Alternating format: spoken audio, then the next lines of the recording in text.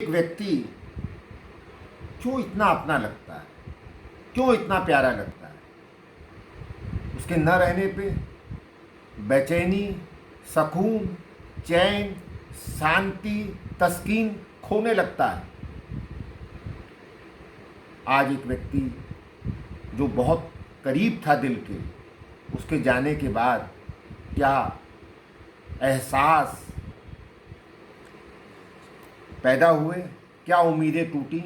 देखिए, वक्त की कैद से रूह आज़ाद हो गई, वक्त की कैद से रूह आज़ाद हो गई। एक जिंदगी आसमां में आबाद हो गई, एक जिंदगी आसमां में आबाद हो गई। सारी ख्वाहिशें ख्वाहिशें ही रह गईं, जमी बालों के लिए बस एक याद हो गई।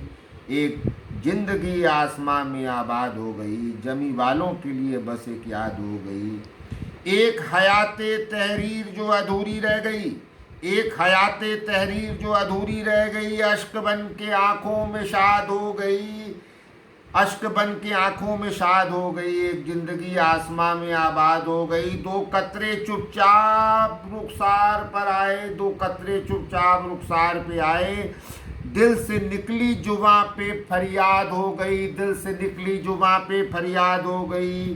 वक्त की कैद से रूह आज़ाद हो गई, एक जिंदगी आसमां में आबाद हो गई।